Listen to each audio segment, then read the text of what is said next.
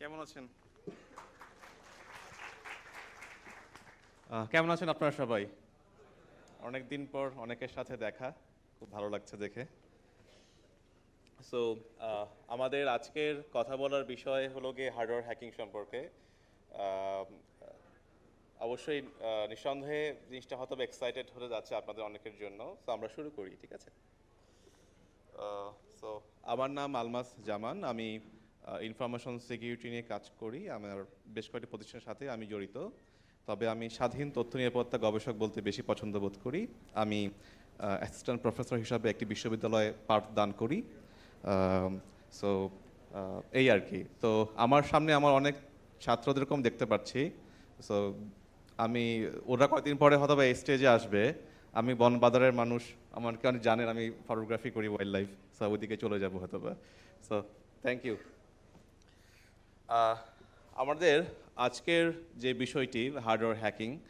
So আমরা hardware হ্যাকিংয়ের বেশ কয়েকটা জায়গায় আমরা আজকে জানার চেষ্টা করব নতুন কিছু। আমরা তিনটা আহ, ভাগে আমাদের পুরো স্লাইডটা ডিজাইন করেছি এবং আমরা তিন ভাগে আমরা জানার চেষ্টা করব আসলে হার্ডওয়্যার হ্যাকিংয়ের ইন ডেপথ সম্পর্কে। সো চ্যাপ্টার 1 দিয়ে আমরা শুরু করছি। এই স্লাইডের মোটামুটি প্রত্যেকটা প্যারাগ্রাফই খুব ইম্পর্ট্যান্ট, যেহেতু অনেকের এই সম্পর্কে নলেজ বা বেসিক খুব কম। সুতরাং আমরা চাই যেন আমরা খুব গভীরভাবে জানতে পারি। প্রত্যেকটা স্লাইডই খুব গুরুত্বপূর্ণ আমাদের ক্ষেত্রে। আমরা আমাদের প্রত্যেক দিনের জীবনে আমরা বিভিন্ন স্মার্ট ডিভাইসেস ব্যবহার করে থাকি। আমাদের হাতের ঘড়ি থেকে শুরু করে আমাদের বাসার ওয়াইফাই রাউটার, আমাদের সিসি ক্যামেরা, বাসায় সিকিউরিটি ক্যামেরা যেটা আমরা বলি। সো সব কিছুই কিন্তু কানেক্টেড। ইভেন দো এখন স্মার্ট সুইচ চলে আসছে, আমরা যদি খেয়াল করি আমাদের স্মার্ট কফি মেশিন অ্যাপের মাধ্যমে কানেক্টেড। সো অলরেডি বুঝতে পারছেন যে এই ডিভাইসগুলোর আগে স্মার্ট বসার কারণে প্রত্যেকটা ডিভাইস স্মার্টার হয়ে গেছে এবং সেগুলো ইন্টারনেটের সাথে connected. So that makes a threat, তাই না? সো আমরা অনেক স্মার্ট ডিভাইসের মধ্যে আমরা যেটা যে শুরু করব আজকে সেটা হলো গিয়ে একটা রাউটার দিয়ে। কারণ রাউটার একই সাথে বেশ কয়েকটা জিনিসকে মিট করে। রাউটার একটা এমবেডেড ডিভাইস, এটা একটা আরটিওএস মানে রিয়েল টাইম অপারেটিং সিস্টেম। কারণ রাউটার রিয়েল টাইমে প্যাকেট আদান প্রদান করে, that's why it is a RTOS. এটা একটা আইওটি এবং আইওটি গেটওয়ে হিসেবে কাজ করে। সো আমরা জানি আইওটি ডিভাইসগুলো রাউটারের মাধ্যমে কানেক্টেড থাকে। So itself it is a IoT in some case and in brief term or Everest কথায় বলতে গেলে ইট is A gateway of IoT. আমরা কথা বলবো স্ক্যাডা সম্পর্কে। SCADA is a router is a part of SCADA system, এবং router সম্পর্কে যা জানতে পারি তাহলে আমরা স্ক্যাডা সিস্টেম সম্পর্কেও জানতে পারবো। আমরা মনে হয় স্ক্যাডা সম্পর্কে অনেকে কিছুটা জানতে পারি, অথবা বেশিরভাগই অথবা নাও জানতে পারি আমরা স্ক্যাডা সম্পর্কে। তারপরে আমরা একটা ব্রিফ দেওয়ার চেষ্টা করবো। So let's start hacking with a router. So this is the first step. এই ছবিগুলো সবই আমার বাসায় তোলা। সো নাথিং যে ইন্টারনেটে ডাউনলোড করা এমন কিছু না। সো আমরা একটু গভীরভাবে চিন্তা করলে বা দেখলে এই বিষয়গুলো বুঝতে পারবো। প্রত্যেকটা ডিভাইস বা এমবেডেড ডিভাইস খোলার প্রাথমিক যে ধাপ সেটা হলো গিয়ে সেটার ডিঅ্যাসেম্বল করা বা খোলা। So it's little bit challenging. কিছু কিছু ক্ষেত্রে আমরা দেখি যে কিছু কিছু ডিভাইস খুব টাইটভাবে লাগানো থাকে, যেটাকে ডিঅ্যাসেম্বল করতে খুব কষ্ট হয়ে যায়। সো আপনি বিভিন্ন রকমের টুলস ব্যবহার করতে পারেন মানে এটাকে খোলার জন্য বা ডিঅ্যাসেম্বল করার জন্য। প্রপার এবং পারফেক্ট ওয়েতে ডিঅ্যাসেম্বল করা বেশ চ্যালেঞ্জিং। আমাদের হাতের যে ঘড়ি থাকে, আমাদের হাতে যে স্মার্ট ওয়াচগুলো আমরা ব্যবহার করি, বেশিরভাগ ক্ষেত্রে it is RTOS. It is very tough to disassemble smart watch, কারণ ওর ওয়্যারিং খুব কঠিন থাকে। একটা পেছনের ব্যাক পার্ট খুললে আমরা দেখি যে ভিতরের অনেক কিছু বাইরে চলে আসে এবং ছিঁড়েও যেতে পারে, রিবন বা other things. So in this case আমরা একটা স্পেসিফিক রাউটারকে, মানে কোম্পানি রাউটারকে খুলেছি এবং আমরা পিসিবি বোর্ড যেটা খুঁজে পাই, প্রথমেও আমরা পিসিবি বোর্ড দিয়ে দেখি। আমরা এই ক্ষেত্রে পিসিবি বোর্ডটাতে প্রথম যে কাজটা করেছি, ওই ডিসঅল্ডার দ্য অ্যান্টেনা যেটা বলা হয়, সরি আমরা দেখতে পাচ্ছেন আমার হাতে পয়েন্টার নাই, দেখতে পারতাম। This is the antenna. আমরা একটা ডিসঅ্যাম্বল করেছি যেন আমরা সহজে এই পিসিবিটাকে পিসিবি হোল্ডারের মাধ্যমে রেখে সহজে দেখতে পারি বা পড়তে পারি বা কাজ করতে পারি। সো ইন দিস সিনারিও আমরা কিছু বেসিক কম্পোনেন্ট সম্পর্কে এখানে জানতে পারি। আমরা দেখতে পারি যেখানে একটা এইচডি র্যাম ব্যবহার করা হয়েছে, যেটা ইএসটিএম কোম্পানির, এবং মডেল নাম্বারটাও দেওয়া আছে। আমরা আমাদের মোবাইল ফোনে যদি মাইক্রো ক্যামেরা থাকে, আমরা অনেকে ছোটোখাটো পশু মানে মাছি বা ছোটো কীটপতঙ্গের ছবি তোলার জন্য মাইক্রো ক্যামেরা ইউজ করি। সো আপনার কোনো অনুবীক্ষণ যন্ত্র না কিনলেও চলবে বা ডিজিটাল অনুবীক্ষণ যন্ত্র না কিনলেও চলবে, আপনি মোবাইল ফোনে মাইক্রো ক্যামেরা দিয়েও এগুলো কাজ সহজে করতে পারেন। আমরা দেখতে পারি যে এখানে একটা ফ্ল্যাশ মেমোরি ব্যবহার করা হয়েছে, যেটা 8 মেগাবাইট একটা ফ্ল্যাশ মেমোরি, যেটা উইনবর্নের নামে একটা কোম্পানির বানানো। আমরা দেখতে পারি এটা একটা এসওসি, এই সক আবার অন্য সক, এই সক হলো সিস্টেম অন চিপ সক। সো আমরা দেখতে পারি মিডিয়াটেক একটা পপুলার 580 মেগাহার্টসের একটি প্রসেসর ব্যবহার করা হয়েছে, যেটা রিনাউন্ড এবং মোটামুটি সব রাউটার বা বেশিরভাগ রাউটারের ক্ষেত্রে, বিশেষত 2000-3000 টাকার রাউটারের ক্ষেত্রে এই ধরনের মাইক্রোপ্রসেসর ব্যবহার করা হয়ে থাকে। আমরা দেখতে পারি যে এখানে 4টা পোর্ট, আমরা জানি না এই পোর্টটা আসলে কিসের, বাট পসিবল ইউআরট পোর্ট হিসাবে আমরা এটাকে মনে করতে পারি। এই ধরনের 4 পিনের পোর্ট বা 6 পিনের পোর্ট সব পিসিবি বোর্ডে আমরা পাবো না, বিশেষত আমাদের যে হাতের স্মার্ট ওয়াচ, আমরা এসব জায়গায় এই ধরনের কনসোল বা ইউআরট পসিবল ইন্টারফেস আমরা পাই না।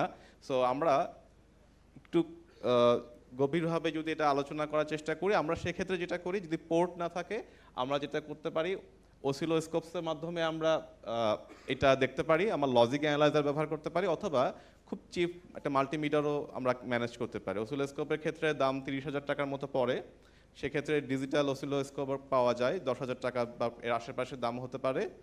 একটা ইউএসবি ফ্যাসিলিটিস বেসড, কম্পিউটারের সাথে কাজ করে, ও স্বতন্ত্র নয়। আর লজিক অ্যানালাইজার ব্যবহার করতে পারি, লজিক অ্যানালাইজার দাম অ্যাপ্রক্সিমেট 1500 বা 2000 টাকার কাছাকাছি। মাল্টিমিটার, ভালো কোয়ালিটির মাল্টিমিটারও ঠিক 1500-2000 কাছাকাছি। সো আমি প্রেফার করি অসিলোস্কোপ অথবা মাল্টিমিটারকে, যে এই দুটো মোটামুটি বেশি কাজ করে। যদি আপনি লজিক অ্যানালাইজার কিনতেই পারেন, তাহলে অসিলোস্কোপও কিনতে পারার কথা, খুব বেশি পার্থক্য নয়। সো আমরা এই 3টা ইকুইপমেন্ট ব্যবহার করে সহজে বের করতে পারি আমাদের এই যে আমাদের যে পিসিবি থাকে, পিসিবিতে ইউআরট কমিউনিকেশন বা ইউআরট ইন্টারফেস। সো লাকিলি আমরা যে রাউটারটাকে ডিঅ্যাসেম্বল করেছি, সে রাউটারে আমরা 4টা ইউআরট ইন্টারফেস আগে থেকে পেয়ে যাই। এটা খুবই ভাগ্যের ব্যাপার। সাধারণত রাউটারগুলোতে এখনকার যুগে এভাবে পাওয়া যায় না বলে আমরা অসিলোস্কোপ অথবা লজিক অ্যানালাইজার অথবা মাল্টিমিটারের মাধ্যমে খুঁজে বের করার চেষ্টা করি। এক্ষেত্রে কাজটা অনেকটাই সহজ হয়ে যায়। সো আমরা দেখতে পারি এখানে পিসিবির ভিতরে প্রিন্ট করা আছে যে RX, T. rex and VCC and ground, 4টা পিন, যে মেইন কম্পোনেন্ট আমাদের ইউআরট কমিউনিকেশনস করার জন্য। So that is the fantastic things. আরেকটা বড় কথা, এই ধরনের কাজ করতে গেলে রাউটার ব্রিক হওয়ার সম্ভাবনা অনেক বেশি থাকে। যে কোনো রাউটার আপনি যদি এই ধরনের কাজ করেন, মাথায় রাখতে হবে এটা যে কোনো সময় ব্রিক হতে পারে, মানে ড্যামেজ হতে পারে, বা যে কোনো ধরনের প্রবলেম তৈরি হতেই পারে। ইভেন তো ডিঅ্যাসেম্বল করার সময় কোনো একটা দুর্ঘটনা ঘটতেই পারে। সো এই ধরনের কাজ করতে গেলে এই বেশ চ্যালেঞ্জগুলো নিয়ে আমি শেষে কথা বলবো, তার ইনিশিয়াল জানিয়ে রাখলাম this is not first one যে আমরা এখানে কাজ করেছি। আমরা এর আগে 4-5টা রাউটার অলরেডি ব্রিক করেছি, তারপর বা নষ্ট হয়ে গিয়েছে, সেগুলোকে আবার রিভাইন করেছি, অথবা এই রাউটারটা আমাদের 5th or 4th type router, যেটা আমরা কাজ করতে পেরেছি। সো নাও আমরা কথা বলবো এর কমিউনিকেশন ইন্টারফেস নিয়ে। আমরা ইনিশিয়াল কমিউনিকেশন ইন্টারফেসের ব্যাপারে আপনাদেরকে বলেছি। সো আমরা এখন আমরা ইউআরট কমিউনিকেশনস করব। This is the set up. So আমরা দেখতে পারি আমরা একটা যে পিন, আমাদের যে ইউআরট কনভার্ট মানে ইন্টারফেস ছিল, সেখানে আমরা একটা সোল্ডারিং করেছি, এবং সোল্ডারিং করে সেখানে আমরা হেডার পিনস অ্যাড করেছি to make the jumper wire খুব সহজভাবে কাজ করার জন্য। যেহেতু আমরা অনবোর্ডে সোল্ডারিং করি নাই, কারণ এই ধরনের বোর্ডগুলো বেশ পাতলা হয়। সো আমাদের যদি সোল্ডারিং আয়রনের টেম্পারেচার যদি পারফেক্ট না থাকে, সেক্ষেত্রে বোর্ড পুড়ে যেতে পারে বা ড্যামেজ হতে পারে বা কম্পোনেন্টস ড্যামেজ হতে পারে। সো আমরা খুব সহজভাবে যেটা করেছি যে আমরা একটা মিনিমাল টেম্পারেচার রেখে সোল্ডারিং আয়রনে আমরা হেডার পিন অ্যাড করেছি, যেন আমরা জাম্পার ওয়্যারকে খুব সুন্দরভাবে অ্যাড করতে পারি। সো আমরা ইউআর কমিউনিকেশন করার জন্য একটা টিটিএল কনভার্টার নিয়েছি। টিটিএল বলতে ট্রানজিস্টর টু ট্রানজিস্টর কনভার্টার যেগুলো পাওয়া যায় সেগুলো পেয়েছি। ইনএক্সপেন্সিভ, লেস দ্যান 1000 টাকার নিচে পাওয়া যায়, খুব ভালো মানের। এটা বোথ সাপোর্ট করে, আই মিন এটা 5 ভোল্ট অ্যান্ড 3.5 ভোল্ট দুটোই সাপোর্ট করে। এখানে আরেকটা মজার বা একটা খুব রিস্কি বিষয়, আপনি জানেন না আপনার পিসিবি কত ভোল্টেজে চলে বা কত সে খায়, মানে ইলেকট্রিসিটি মানে ভোল্টেজ সে নেয়। সো আপনি যদি 5 ভোল্টে কোনো পিসিবিতে 3.5 ভোল্ট দেন, ইট ক্যান বি ব্রিক। আবার আপনি যদি 3.5 ভোল্টের কোনো পিসিবিতে 5 ভোল্ট দেন, তাহলে সেটা ব্রিক করতে পারে, মানে vice verse. So it depends. So in this board we have the facility, যেখানে একটা ছোট্ট পিন দেখা যায়, দেখতে পাচ্ছেন, এই পিনের মাধ্যমে আমরা 5 ভোল্ট এবং 3.5 ভোল্টকে ডিফাইন করতে পারি আমরা কোন বোর্ডে কত দেব। আরেকটি বিষয় মাল্টিমিটারে আমরা ইনিশিয়াল ডিভাইসটা পাওয়ার অন করার পরে কিছু বেসিক কম্পোনেন্টসে রেটিং নিয়ে আমরা জানতে পারি ডিভাইসটা কত কনজিউম করছে। যদি 3.5 ভোল্ট হয়ে থাকে তাহলে দেখবেন যে 3-এর নিচেই সবসময় সে ভোল্টেজ নিচ্ছে, আর যদি 3.5 ভোল্টের উপরে চলে যায় তাহলে দেখবো 4.5 4.8 নিচ্ছে, তার মানে বুঝতে পারি যে 5 ভোল্টের একটা ডিভাইস এটা। সো এটা একটু মাথায় রাখতে হবে, যদি এখানেও আমরা কোনো মেস আপ করি তাহলে ডিভাইসটা ব্রিক হয়ে যেতে পারে বা পুড়ে যেতে পারে, যেটা আমাদের জন্য আসলে ভালো কিছু নয়। সো আমরা এই কম্পোনেন্টসে যেটা করেছি, আমরা পিসিবিতে জাম্পার ওয়্যার দিয়ে কানেকশন করেছি উইথ দ্য টিটিএল কনভার্টারের মাধ্যমে। সো এই টিটিএল কনভার্টারে আমরা দেখতে পারি যে আমরা জাম্পার ওয়্যার কানেক্ট করেছি। জাম্পার ওয়্যার কানেক্ট করার পরে একটা পিসিবি বোর্ড হোল্ডারের ভিতরে আমরা টিটিএল কনভার্টারটাকে রেখেছি যেন সুন্দরভাবে ছবি তোলা যায়। সো আমরা এরপরে কি করব একটু দেখি আমরা। সো আরেকটি বিষয়, এই ধরনের কাজ করতে গেলে শোল্ডারিং জন্য ভালো এক্সপিরিয়েন্স থাকতে হবে, হাত ভালো হতে হবে। আপনার হাত যদি কিছুটা কাঁপাকাঁপি করে বা স্টেবল না হয় অথবা আপনার শোল্ডারিং করার আর্ট না থাকে তাহলে ভালো শোল্ডার করতে পারবেন। আর ভালো শোল্ডার করতে না পারলে আপনার কমিউনিকেশনে ঝামেলা হতে পারে বা শক সার্কিট হতে পারে। So there are lots of difficulties and ভালো শোল্ডারের আয়রনের সাথে পাশাপাশি ভালো লেদ ইউজ করতে হবে। আমি সাজেস্ট করি আপনারা যেটা শোল্ডারিং জেল বলে যেটাকে আর কি, যেটা লিকুইড, সেটা ব্যবহার করেন, সেটাতে শোল্ডার করা সুবিধা হয়। শোল্ডারিং করার সময় শোল্ডার পিন ভালো, মানে হেড যেটাকে বলি আমরা, ওটা ভালো টিপ বলি যেটাকে আমরা, টিপটা ভালো মতো পরিষ্কার করে নিলে ওখানে কার্বন জমা পড়ে না এবং শোল্ডারিং করতে সুবিধা হয়। সো আপনারা এ দুটো শোল্ডারিং পেস্ট বলছিলাম যেটা আর কি একটু আগে, শোল্ডারিং পেস্ট অ্যান্ড ভালো টিপ ইউজ করবেন, তাহলে শোল্ডারিং করতে সুবিধা হবে আপনাদের জন্য। So let's make the communication. So আমরা ইউআর কমিউনিকেশন করার জন্য আমরা ব্যবহার করেছি এখানে 115200 bps, bit per second. So there are lot of common bits 95 9400 1200, so there are lots of common bits, so we use the bits of number 115200 bit per second. So আপনি যদি কখনো bit communication করতে ভুল হয়ে যায় তাহলে আপনারা কোনো কনসোলে কোনো লেখা পাবেন না, এলোমেলো লেখা আসবে, কিন্তু বুঝতে পারবেন যে ইউআর কমিউনিকেশন হচ্ছে বিট ম্যাচ করতেছে না, বিট পার সেকেন্ড ম্যাচ করছে না। সো ইন দিস কেস আমরা 115200 বিপিএসে এটাকে পেয়েছি ইন দিস বোর্ড, মানে এই বোর্ড কনসোলটা হলে 11520 বিপিএস সাপোর্ট করে। So we get the boot log. So আমরা আবার বুট লগটা একটু দেখার চেষ্টা করি। আমরা ইনিশিয়ালি যেটা করেছিলাম,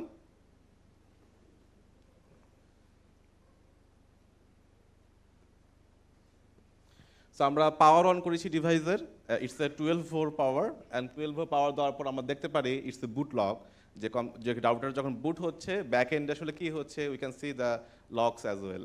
so we can see the logs. আমরা পটি দিয়ে কানেক্ট করেছি, you can use any kind of serial consoler, আপনি যে কোনো কনসোলার ইউজ করতে পারেন। আমি বেশিরভাগ ক্ষেত্রে উইন্ডোজ ব্যবহার করি, এর কারণ অবশ্য অন্যটা, আমাকে ফটোশপ ব্যবহার করতে হয়। So there are no alternative, ফটোশপের আসলে হয় লিনাক্সের জন্য। সো আমার পক্ষে ম্যাক দিয়ে কাজ করা সম্ভব না, কারণ ম্যাকের lot of limitations I feel. So that's why আমাকে উইন্ডোজ ব্যবহার করতে হয়। So this is the Windows software PuTTY I am using for it. And আমরা দেখতে পারি আফটার গেটিং দ্য বুট এটা বন্ধ হয়ে যায়, আমরা এটাকে দেখতে পারি, এখানে আর কিছু আসে না। তো আমরা জাস্ট বুট লগ পর্যন্ত দেখতে পারি। সো আমরা বুট লগের পরবর্তীতে স্টেপে যাই। বুট লগে আসলে আমরা কি পাই, আমরা যদি বুট লগের ডেটাগুলোকে একটু অ্যানালাইসিস করার চেষ্টা করি, আমরা দেখতে পারি আমরা ইউবুট ভার্সন ব্যবহার করা হয়েছে 1.1.3। আমার রালিংকের একটা আমরা এইচডি র্যাম দেখি, যে র্যামটা ছিল 64 মেগাবাইটের। আমরা একটা ফ্ল্যাশ ফাইল পাই যা রালিং ইউবুট ভার্সন এটা। আমরা দেখতে পারি ডি র্যাম কম্পোনেন্টস যেটা হলো 8 মেগাবাইটসের, 64 মেগাবাইটসের। আমরা ফ্ল্যাশ মেমোরি কম্পোনেন্টস টাইপ দেখতে পাই, এটা হলো এসপিআই ফ্ল্যাশ টাইপস কন্ট্রোল, একটা ফ্ল্যাশ মেমোরি যেটা সাইজ 64 মেগাবাইটস। আমরা দেখতে পারি এটা লিনাক্স ভার্সন হলো গিয়ে 2.6.36, যেটা একটা ওল্ডার ভার্সন, বেশ পুরাতন। এটা খুব সম্ভবত 2008-9 সাল বা এর আশেপাশে ব্যবহার করা হয়েছে, one of the most oldest. আমরা অ্যাজ ইউজুয়াল সিপিইউ ফ্রিকোয়েন্সি দেখতে পারি, আমরা হলো 580 মেগাহার্টজ দেখতে পারি, যেটা আমরা আগেই পিসিবি খুলে দেখেছিলাম। সো আমাদের পিসিবির সাথে কম্পোনেন্টসের কথা মিলে যায়। অনেক সময় দেখা গেল চাইনিজ ডিভাইস সমূহে কম্পোনেন্টস বলা থাকে উপরে একরকম ভেতরে একরকম থাকে। So in that case we can do the forensic as well, আমরা ভেতরেও দেখতে পারি আসলে ভেতরে কি আছে না আছে। সো এটা বোথ ওয়েতেও কাজে লাগতে পারে, in term of digital forensic and in term of reverse engineering, in term of this kind of stuff. So আমাদের বুটলগ অ্যানালাইসিস করার পরে আমরা একটা প্রবলেমে পাই। সে প্রবলেমটা কোথায়? সে প্রবলেমটা হলো গিয়ে আমাদের কিবোর্ড ইনপুট কাজ করে না। এর কারণটা হলো রাউটার কোম্পানিরা যখন এইসব ডিভাইস বানায় তারা ধারণা করে যে আমাদের মধ্যে কেউ না কেউ এইটাকে নিয়ে রিভার্স ইঞ্জিনিয়ারিং করবে, তাদের মূল্যবান ফ্রেমওয়ার্কের দাম করবে, সো সে শেল কনসোল আমাদেরকে দিতে চায় না। এইখানে হার্ডওয়্যার চ্যালেঞ্জেস থাকে। দেখা গেল পিসিবি এমনভাবে ডিজাইন করা, সেখানে আসলে পিসিবি সম্পর্কে ভালো জানা না থাকলে আমরা এই কাজটা করতে পারবো না। সো এই ক্ষেত্রে একই প্রতিবন্ধকতা, it's a part of security, তারা আমাকে কনসোল দেয় না। সো আমরা একটু ব্রেকডাউন করি এটাকে। So let's investigate the things. আমরা খুব মজা একটা জিনিস দেখতে পারি ইন দিস ইন্টারফেস। আমরা এই যে RX TX যে পিন, এখানে আমাদের টিরেক্সের জায়গায় আমরা একটা রেজিস্টার পাই যেটা সারফেস মাউন্টেড রেজিস্টার। এটা হলো R87 নাম দেওয়া বোর্ডের ভিতরে, না R71, এটা R18 একটা রেজিস্টার যেটা RX-এ আছে, কিন্তু TX-এ যদি আমরা যাই সেখানে একটা রেজিস্টার মিসিং, দেখতে পেরেছেন? একটা রেজিস্টার নাই, যেটা সারফেস মাউন্টেড রেজিস্টার একটা নাই। তো ঘটনাটা কি? কোম্পানিগুলো তারা যখন এই পিসিবি বানায় একটা রেজিস্টার দিয়ে আবার ফাঁকা রেখে দিল, এটা কেমন কথা? এটা তো মানায় না। সো এটা আমাদের মাথায় ক্লিক করে যে আসলে কি ব্যাপারটা কি হচ্ছে। তাহলে একটা রেজিস্টার ফাঁকা, ওইভাবেই প্রিন্ট আউট, এইভাবেই তাহলে পিসিবি ডিজাইন করলো, এটা ক্লিক নেই। তো লেটস ইনভেস্টিগেট এই জিনিসটা, আমরা একটু অনুসন্ধান করে দেখি আসলে ব্যাপারটা কি। সো আমরা এটাতে মাল্টিমিটার ব্যবহার করেছি।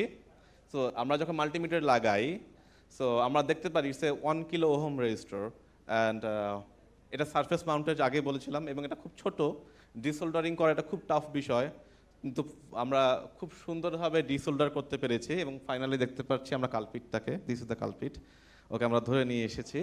সো এটা খুবই ছোট, আমার হাতের মানে খুবই ছোট ন্যানো টাইপের আর কি। তো ডিসোল্ডার করা এবং রাইট ওয়েতে প্রপারলি বোর্ডকে নষ্ট না করে ডিসোল্ডার করা is bit challenging, but we did it. And আমরা দেখতে পারি এটা 1 কিলো ওহমসের একটা রেজিস্টার যেটা সারফেস মাউন্টেড। সো আমরা ডিসোল্ডার করার পরে let's make another try. So let's make the boot again.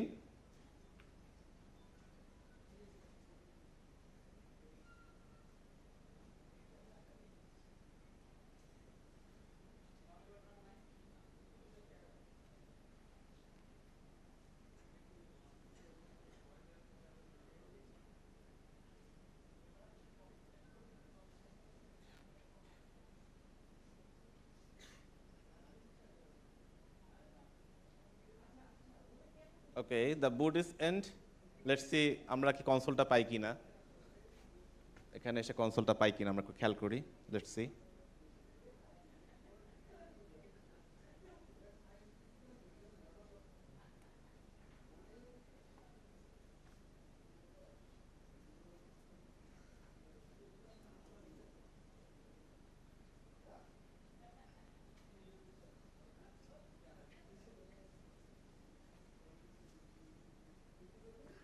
Yes, we got the shell, like দেখা যাচ্ছিল। সো আমরা শেল পেয়েছি, আমরা বুঝতে পারছি আমরা এখন কনসোল কিবোর্ড ইনবোর্ড এখন নিচ্ছে। তার মানে মূল কালপিটটা ছিল কে তাহলে? That 1K register. সো আমরা আমরা দেখি এর ভেতরে আসলে কি আছে। আমরা যেহেতু কনসোল পেয়েছি, let's make some Linux sense in there. So আমরা দেখি এটা একটা লিনাক্স ভার্সন, আমরা আগেই জেনেছি এটা লিনাক্স, ছোট্ট একটা লিনাক্স কম্পিউটার। সো এই লিনাক্স কম্পিউটারের ভেতরে আমরা দেখি বিজি বক্স ইনস্টল করা, খুব মজার একটা বিষয়। কিন্তু এই বিজি বক্সটা খুব মিনিমাল। আমরা যদি খেয়াল রাখি এই বিজি বক্সের ভিতরে এর ইউটিলিটি খুবই অল্প।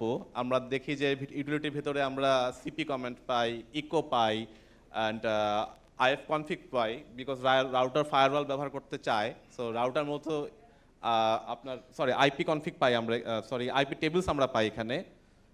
আইপি টেবিলসটা কি দেখা যাচ্ছে? আচ্ছা, এখানে মনে হয় আইপি টেবিলস নাই, আরেকটার কথা আমি বলেছি হয়তো বা।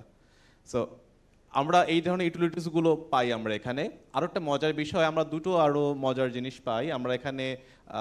টিএফএফটিপিটি পাই আমরা এখানে। টিএফটিপি কি আছে এখানে? টিএফটিপি আমাকে কাছ থেকে দেখতে আসলে কষ্ট হয়ে যাচ্ছে, আপনারা দূরে থাকলে বলতে পারেন আমাকে। লাস্টে আছে তাই না? আচ্ছা, আমি এখনো খুঁজে পাই নাই, আমার কাছ থেকে দেখতে সমস্যা হচ্ছে, আপনারা দূর থেকে দেখছেন, আপনারা সহজে ডিটেক্ট করতে পারবেন। সো আমরা এখানে টিএফটিপি পাই, যেটার মাধ্যমে ফাইল ট্রান্সফার করতে পারি আমরা। আমরা দেখতে পারি এখানে ইকো আছে, যেমন আমরা কিছু টাইপ করতে পারি, প্রিন্ট করতে পারি সামথিং। সো আমরা এখানে ইউজার আসলে কি, আমরা কি ইউজার হিসেবে ব্যবহার করছি তার জন্য আমরা এখানে ইকো দিয়ে ইউজার দিয়েছি। আমরা দেখতে পারি আমার রুট প্রিভিলেজ আমি পাচ্ছি, that means I am the root user. So আমরা এখন ফুল প্রিভিলেজ নিয়ে আমরা এখানে কাজ করতে পারি। হ্যাঁ, টিএফটিপিটি দেখতে পাচ্ছি আমি কাছ থেকে, এখন দূর থেকে। সো আমরা আরও বেশ কিছু ফিচার্স এখানে খুঁজে পাই চাইলে। So it is not enough for me, কারণ আমাদের বিজি বক্সে এত লিমিটেড রিসোর্স দিয়ে আমি বাড়তি কিছু করতে পারি না। সো আমরা কি করতে পারি এক্ষেত্রে? সো আমরা যেহেতু আমাদের এখানে টিএফটিপি করা আছে, আমরা যারা অনেক আগে নেটওয়ার্কিং নিয়ে কাজ করেছি, এখন যদিও টিএফটি ব্যবহার খুব কম, ক্ষীণ হয়ে আসছে। সো আমরা টিএফটির মাধ্যমে বিজি বক্স নতুন ইনস্টল করতে পারি, যেটা আরও বেশি ইউটিলিটিস সাপোর্ট করে। আমরা আরও কিছু ডাব্লুগেট থেকে শুরু করে আরও বেশি ইউটিলিটিসগুলো ব্যবহার করতে পারি। সো আমরা নিজের মতো করে আর কাস্টমাইজ করার সুযোগ থাকে। সো আমরা এই কাজটাও করতে পারি, তবে এই ক্ষেত্রে আমরা এই কাজটা এখানে করি নাই, কারণ আমরা অন্য কিছুর দিকে ফোকাসড বেশি। সো আমরা কি হলো এটা?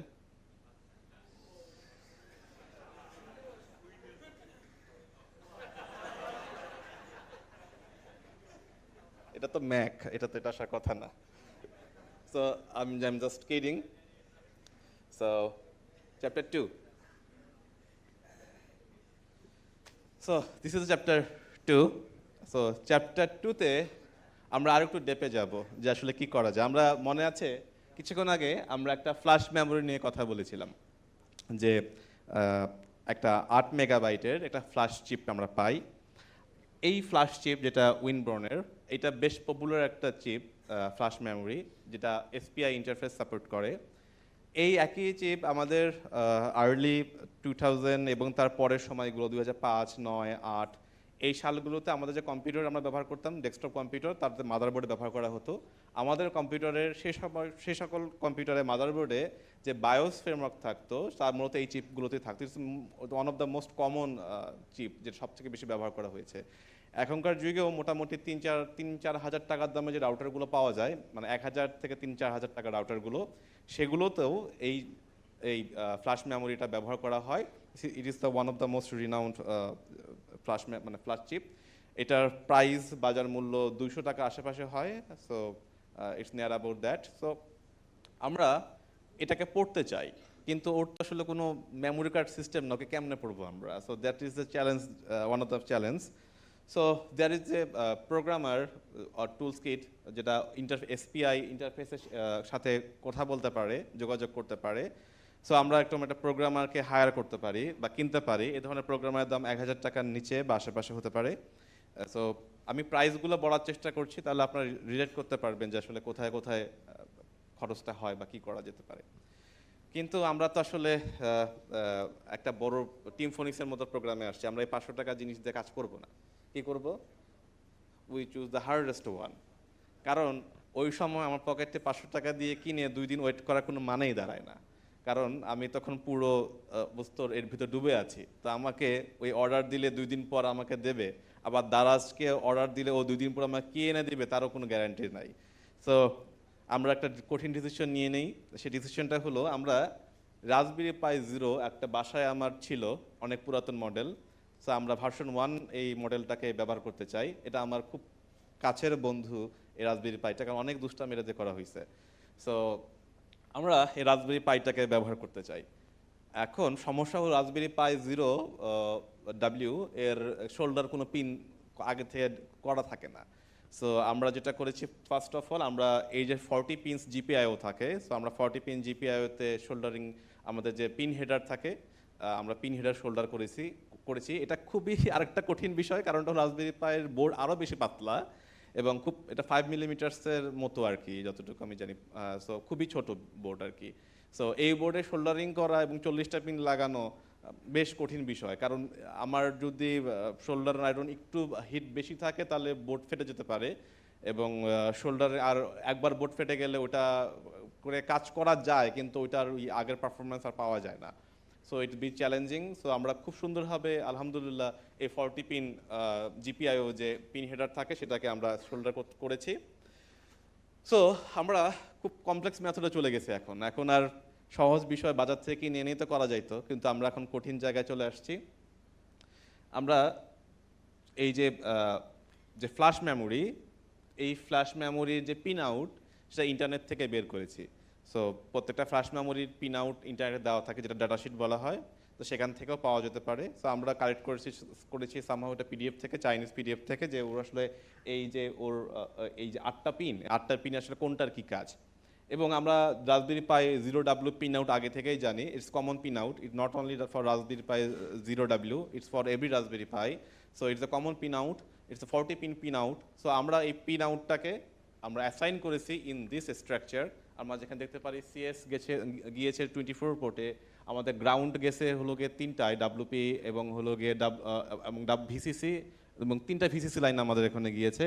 আমরা বাকিগুলো এমওএসআই পেয়েছি 19 পোর্টে এবং এমআইএসও পেয়েছি 21 পোর্টে। সো গ্রাউন্ড গেছে একটাতে 39 নম্বর পোর্টে বা 39 পোর্টে। So this is the diagram, যেভাবে আমরা অ্যালাইনমেন্ট করব বা কানেকশন এস্টাবলিশ করব। আরেকটি বিষয় মাথায় রাখবেন, আমরা যখন উইন্ডবোর্ডের এই বোর্ডটা নিয়ে কাজ করছিলাম, আমাকে দেখা যায় কি না ওখানে মাথার মধ্যে ছোট্ট একটা গুলটু আছে, মানে গোল একটা দাগ আছে, খেয়াল করেছেন? সার্কিট একদম চিপটা মাথার দিকে, মানে 1 যেখানে লেখা তার পাশে। So this is the our position, বা যেটাকে আমরা বলি কিবলা। মানে হলো গিয়ে আমরা যেমন নামাজ পড়ার সময় কেবলা খুঁজি, ঠিক in term of flash memory that is the কেবলা। সো যেখান থেকে নাম্বারিং শুরু হয়, হ্যাঁ, যে আমরা জানতে পারি যে নাম্বার 1 ওখান থেকে শুরু হবে এবং অ্যালাইনমেন্টটা ওখান থেকেই হবে।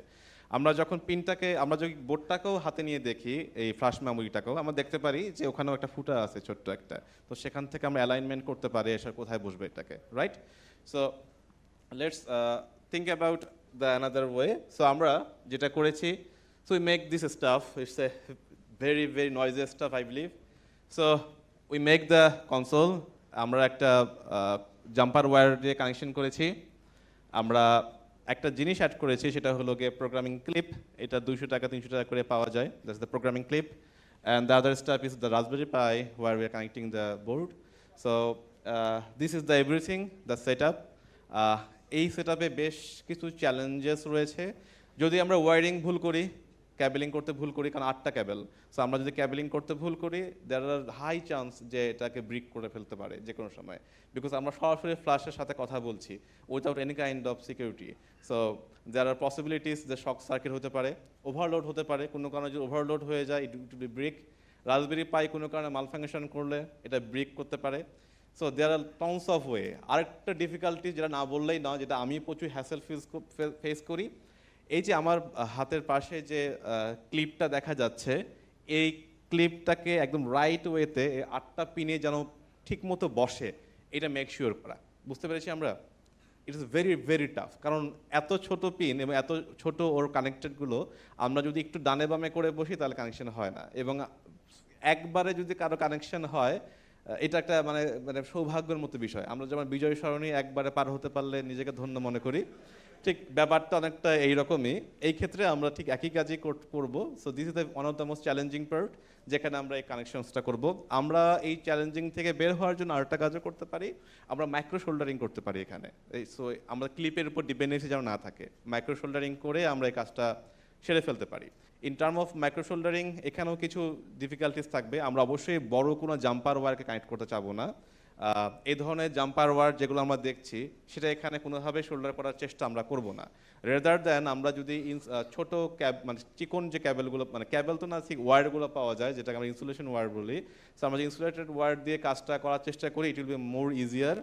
শোল্ডারিং টিপ পরিবর্তন করতে হবে। শোল্ডারিং টিপ সেক্ষেত্রে আমরা যত পারি চিকন শোল্ডারিং পিন ব্যবহার করব, as well as the soldering paste as well. আমরা খুব ভালো মানের শোল্ডারিং পেস্ট ইউজ করব। অ্যান্ড এই বিষয়গুলো কম্বাইন করতে পারলে পরে আমাকে এই কানেকশনগুলো করা যাবে। বাট মনে রাখবেন, আমরা সরাসরি কিন্তু ফ্ল্যাশের সাথে কথা বলছি। যদি একটু ম্যাস আপ হয়, একটু ঘুরে যায় বা কোনো শক সার্কিট হয়, এই বোর্ডও ব্রিক হয়ে যাবে। আরেকটা আপনাদের একটা টিপস দেই, ফেসবুক মার্কেট প্লেস অনেক ধরনের পুরাতন রাউটার পাওয়া যায়। সো নতুন রাউটার কিনে সবসময় কাজ করা কষ্টকর হয়ে গেলেও আপনারা পুরাতন রাউটার দিয়ে কাজ করতে পারেন, সেগুলো অনেক কম দামে পাওয়া যায়। So this is the final set up. আরেকটি বিষয়, রাসবেরি পাইয়ের আমরা ওএস ইউজ করেছি, রাজবি পাই নেটিভ ওএস যেটা সেটাই। তো এখানে জিপিআইও ইন্টারফেসটাকে এনেবল করতে হয়। So this is the another term. আমরা যদি জিপিআইও ইন্টারফেস এনেবল না করি তাহলে তো পিন কমিউনিকেশন করতে পারবে না। So this is the final set up. আমরা ফাইনাল সেট আপটা একটু দেখি কীভাবে কাজ করেছি আমরা। This is the final set up. So আমরা একটা জিনিস দেখেন, আপনাদের মনোযোগ বাড়ানোর জন্য বলছি যে আমি কিন্তু ইউআর টু টিটিএল কনভার্টারটাকে রেখে দিয়েছি। কেন সরাই নাই? কারণ ইউআর টু টিটিএল কনভার্টারের ভিতরে একটা লাইট আছে। সো আমি যদি রাইট ওয়েতে পাওয়ার কানেক্ট করতে পারি ওই লাইটটা জ্বলে ওঠে। সো ওটা সিগন্যাল করে যে VCC and ground is correct. তো ভিসিসি অ্যান্ড গ্রাউন্ড কারেক্ট থাকলেই ওই যে এক পাশে লাল বাতিটা জ্বলছে ওটা ব্লিঙ্ক করবে। দ্যাট মিনস যে আমার VCC and ground is perfectly connected. So এরপর বাকি কমিউনিকেশন পোর্টগুলো কানেক্ট হতেও পারে, নাও হতে পারে, ওটা তার বোঝা যাচ্ছে না আমাদেরকে। So this the this the set up যেভাবে আমরা কাজ করছি। আমরা একটা পাওয়ার ব্যাংক ইউজ করেছি কারণ আমরা একটা বোর্ডকে পড়তে চাই। রাজবেরি পাইয়ের যে পাওয়ার কনজিউমিং করার ক্ষমতা, তো সেটাকে পারফেক্টলি এবং এমপিআর যেন ঠিক থাকে সেজন্য আমরা একটা পাওয়ার ব্যাংক ইউজ করেছি যেন পারফেক্টলি পাওয়ার ডেলিভারিটা সেখানে যায়। কারণ আমরা রাজবেরি পাইকেও পাওয়ার দিচ্ছি এবং একটা ফ্ল্যাশ বোর্ডকেও পাওয়ার দিচ্ছি এবং পাশাপাশি আমরা একটা ইউআর টিটিএল কনভার্টারকেও পাওয়ার দিচ্ছি। So there 3 power source. So আমাদের যেন এমপিআর ঠিক মতো যায় এবং গ্রাউন্ড অ্যান্ড ভিসি যেন ক্লিয়ার থাকে, that's why we are making sure to adding a power bank in there. So আমরা এখন কানেকশন দিব কানেকশন দিলাম। সো নিউক্লিয়ার ফিকশন শুরু হয়ে গেল, বিশাল বড় ধামাকা হয়ে গেল। বাস্তবে এটা হতেও পারে, কারণ আপনি যদি উল্টাপাল্টা কানেকশন দিয়ে দেন তাহলে এরকম ছোটোখাটো একটা বিস্ফোরণ আপনার বাসায় হতেই পারে। So let's make it and yes got the framework. So আমরা এখানে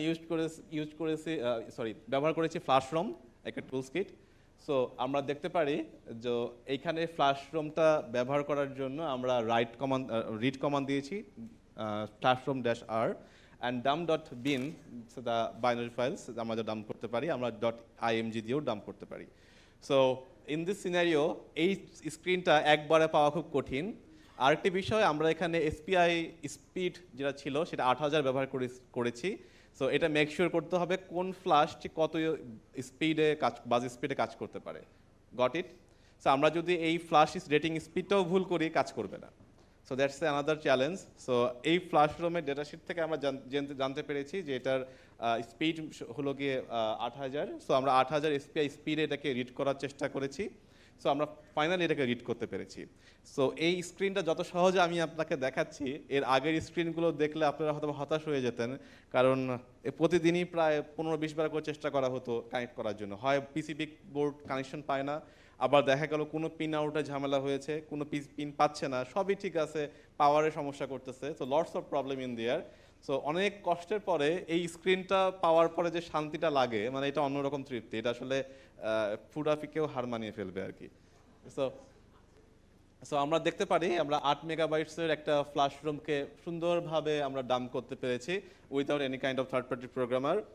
so dump.bin that is the file যেটা আমরা যার জন্য তিথ্যের কাকের মতো অপেক্ষায় ছিলাম। তো finally we dump it. So এখন আমাদের নতুন ম্যাজিক শুরু হবে। আমরা কি বুঝতে পারছি এই জিনিসগুলো? মজা পাচ্ছি? ওকে, দ্যাটস ফাইন। সো আমরা আবার আমার ওএসের একটু কাহিনী বলি। আমি আসলে সব ওএস মোটামুটি চালানো হয়, একবার লিনাক্স, একবার উবুন্টু, একবার কালি, একবার ম্যাকটা মনে হয় কম চালানো হয়, কারণ গরিব মানুষ, পয়সা নাই। আর ম্যাক যতটুকু দেখি যে আসলে আমার পোষায় না, কেমন যেন দম বন্ধ হয়ে আসে, মেয়ে লাগে একটু। সো এটা একটু বিনয় স্বরে বললাম মজা করে, বাট আসলে আমাদের যে ধরনের কাজ তাতে আসলে ম্যাকটা আসলে সুইটেবল হয় না। এটা আসলে আন্ডারস্টিমেট করার জন্য বললাম না, কারণ যে ধরনের কাজ তাতে অনেক সফটওয়্যার ম্যাকে পাওয়া যায় না, বা ব্যবহার করতে গেলেও প্যারালাল সফটওয়্যার মাধ্যম হয়ে ব্যবহার করতে হয়। সো ওটা একটু চ্যালেঞ্জিং। আমার কাছে suitable, with due respect all Mac user. এটা জাস্ট মজা করার জন্যই বললাম। আমি জানি অনেকে এখানে ম্যাক ব্যবহার করে। সো উইন্ডোজে কিছু ফ্যাসিলিটিস পাওয়া যায়, অনেক পুরাতন সফটওয়্যার থাকে, ক্র্যাক থাকে, সো যেগুলো আমার ব্যবহার করতে হয়। সো ম্যাকেও থাকে, বাট আমি এই বিতর্কে আর না আগাই। সো আমরা এখন কি করছি, আমরা একটু এই ফ্রেমওয়ার্কটাকে ডাম্প করার চেষ্টা করছি। সো আমি জানি এটা বিন ফাইল, সো এটাকে আসলে সহজভাবে .zip বসাই দিয়ে এক্সট্রাক্ট করলাম, ব্যাপারটা এমনটা নয়। সো এখানে আরও কিছু কাজ করার সুযোগ থাকে। আমরা ফার্মওয়্যার মড কিট বলতে একটা সফটওয়্যার ব্যবহার করছি। আপনি চাইলে বিন ওয়ালকার নামে একটা সফটওয়্যার ব্যবহার করতে পারেন। এটা মূলত বিন ওয়ালকারই একটা কাস্টমাইজ ভার্সন, BINWALCK। সো আমরা বিন ওয়ালকার দিয়ে এটাকে বিন ওয়ালকার অথবা ফার্মওয়্যার মড কিট এই সফটওয়্যারটা এটা টুলস ব্যবহার করেছি টু স্ট্র্যাক দ্য ফার্মওয়্যার। সো এই ফার্মওয়্যারটা যখন আমরা ডাম্প করি, সো আমরা খুব মজার কিছু জিনিস দেখতে পাই। ডাম্প করার পরে আমরা দেখতে পাই দেয়ার দ্য ফাইল সিস্টেম। আমার ধারণা এখানে যারা বসে আছে সবাই ওয়েব অ্যাপ্লিকেশন নিয়ে কাজ করছেন। So this is the most, মানে আপনাদের জন্য সবচেয়ে মজার জিনিস হলো ওয়েবটা। সো আপনারা চিন্তা করছেন এখন এই ওয়েবের ভিতরে ঢুকবো, ইন্ডেক্স পেজটাকে ফেলাই দিব, defs.index লাগাই দিব, হ্যাঁ, রাউটার চালু করবে, তারপর কি বলবে 192.168.0.1-এ যাবে, ধুম ধাক্কা, হ্যাকড বাই অমুক। সো হ্যাঁ, এটা করা যেতেই পারে, কারণ আমরা সেই জায়গায় পৌঁছে গিয়েছি অলরেডি। সো আমরা দেখতে পারি this is the UI, the web interface of the router. So আমরা অলরেডি এখন আমরা ওই ওয়েব ডিরেক্টরির ভিতরে আছি, যে ডিরেক্টরির ভিতরে মূলত আমরা রাউটারের যে ইন্টারফেসটা পাই, that is the web interface, সেটাকে দেখতে পারি। সো আমরা যারা ধরলেন কেউ নেট টিপি লিঙ্ক রাউটার আছে, তারপর আরও কী কী রাউটার যেন, নেট গিয়ার বলতে একটা রাউটার আছে, সো ওয়ালটনের কিছু রাউটার আছে, so the lot of router. So মোটামুটি সব রাউটারের ব্যাপারটাই একই রকম, যেগুলো ওয়েব ইন্টারফেস রয়েছে, যেগুলো হোম রাউটার যেহেতু। সো এখানেও সেই হোম ইন্টারফেসটা আমরা দেখতে পারি। So this is the most important part. এখন আপনি যদি মনে করেন তাহলে ইন্ডেক্স HTML ফাইলটাকে সরাই দিয়ে আপনার ডিফেন্স পেজ আপলোড করে দিতে পারেন, তাতে আপনার নিজের ডিফেন্স পেজ নিজে দেখা হতে পারে। সো এখানে কিছু ডিফিকাল্টিস এখন আছে। আমরা যখন এই ফার্মওয়্যারটা যখন ডাম্প করে আমরা যখন এটাকে অ্যানালাইসিস করার চেষ্টা করলাম, আমরা দেখতে পারি যে আসল জায়গাগুলো আসলে এনক্রিপ্টেড, মানে যেখানে ডিফল্ট কনফিগারেশন নামে একটা ফাইল, সেটা এনক্রিপ্টেড, আমরা দেখতে পারি না। আমরা ওপেন করলে এরকম হাবিজাবি লেখা আসে, যেটা আমি কিছুই বুঝি না। সো এটা একটা খুব বড় জটিলতা। তো আমরা তো এখানে হেরে গেলে তো আর হবে না, আমাদেরকে কাজ করতে হবে। আমি এটা নিয়ে আরও কাজ করতে চাই, তো আমরা টাকাই সামনে আর কি দেখা যেতে পারে। এখানে আরও ইন্টারেস্টিং আরও অনেক ফাইলও আছে। আমি তখন একটা আইপি টেবলসের কথা বলেছিলাম, এখন আমার মনে পড়লো, সেটা হলো এখানে আইপি টেবলস বলতে একটা ফিচার আমরা দেখতে পারি।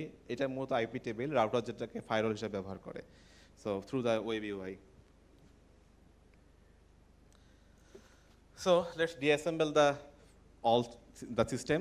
আমরা এটাকে নিয়ে যখন কাজ করছিলাম, আমরা অজস্র ফাইল দেখতে পারি, যেটা shared object file .so and library cmm.so is a shared object file.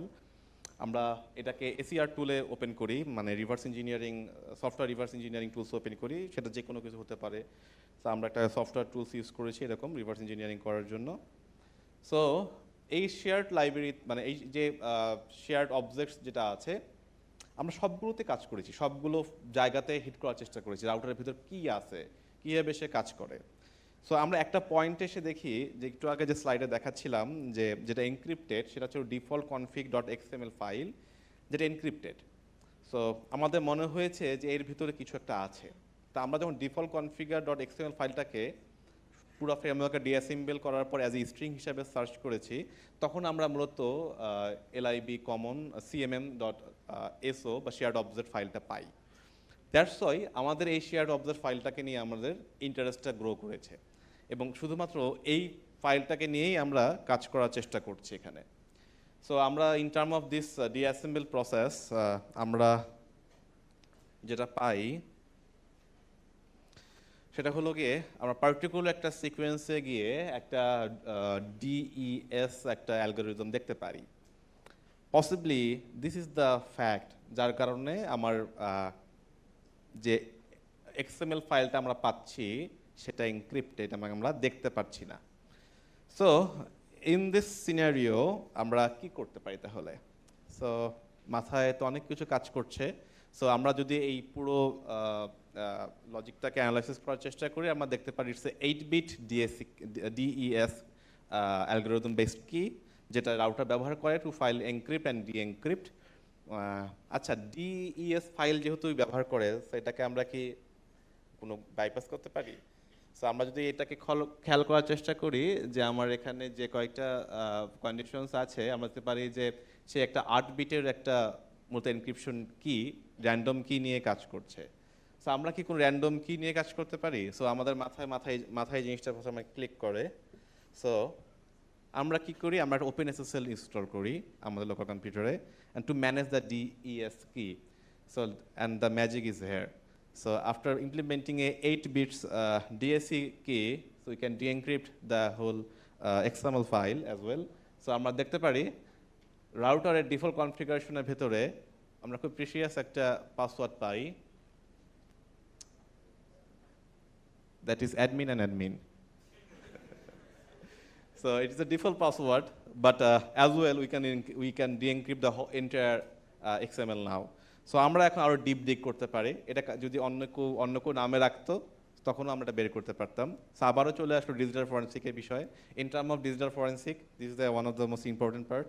আমরা রিভার্স ইঞ্জিনিয়ারিং করেও টার্গেটের যে রাউটারের সেভ করা পাসওয়ার্ড সেটা পৌঁছে যেতে পারি। So that is also part of reverse as a digital forensic. So আমরা এখন নেক্সট স্টেপে চলে যাই। আমরা তো অনেক কিছু করলাম। সো চ্যাপ্টার 3-তে চলে আসি। আমি চেষ্টা করছি খুব অল্প সময়ে আপনাদেরকে তাড়াতাড়ি বলার জন্য। কিছুটা স্লো আছে, কারণটা হলো গিয়ে একটু পর নামাজ। সো নামাজটা ইম্পর্টেন্ট আমাদের জন্য। সো আমরা এখন ব্যাকডোর ক্রিয়েট করার চেষ্টা করব এই রাউটারের ভেতরে। সো এটা কীভাবে সম্ভব? খুবই সহজ এখন এই জিনিসটা, কারণ রাউটারটা আমরা জানি, রাউটারটা একটা লিনাক্স রাউটার, আর তো কিছু বলার অপেক্ষা রাখে না, তাই না? কিন্তু সমস্যা হলো গিয়ে এই রাউটারের যে ওয়েসটা, যেটা যে আর্কিটেকচারের ভিতরে বানানো, সেটা ডিফারেন্ট, যেটা আমরা অনেকেই চিনি না। সো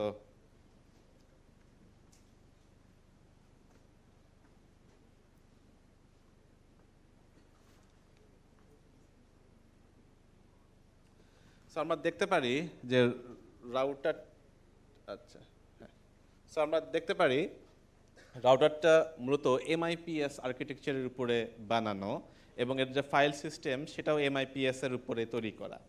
এখন আমরা যদি শর্টকাট ওয়েতে যাই, যেহেতু রিভার্স শেল কীভাবে তৈরি করতে হয় এটা নিশ্চয়ই শেখার জন্য আপনারা আবার জানার জন্য এখানে আসেননি।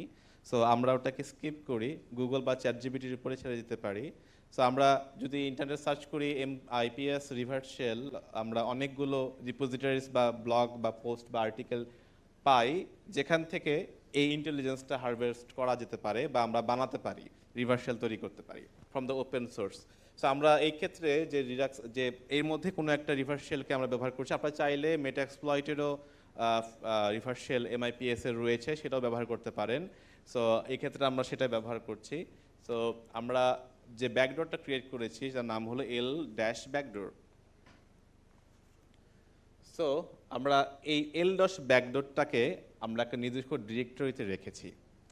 সমস্যাটা বেঁধেছে অন্য জায়গায়।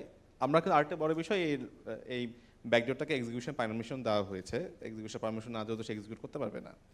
সো ইন দিস ফিল্ড আমরা যেটা করেছি যে এমআইপিএস আর্কিটেকচারে আমরা এই ম্যালওয়্যারটা বা রিভার্স শেলটা জেনারেট করেছি। সমস্যা বেঁধেছে অন্য জায়গায়। আমরা এই শেলটা যে দেবো ওটাকে তো ও যদি আগে লোড নেয়, তাকে তো মানে সিস্টেম বুট হওয়ার আগে বা পুরোপুরি বুট হওয়ার আগে যদি সে লোড নিয়ে নেয় তাহলে তো এক্সিকিউট করবে না, তো আমরা তো শেল পাবো না। তাহলে কি করতে হতে পারে? আমাকে লোডার তৈরি করতে হতে পারে একটা।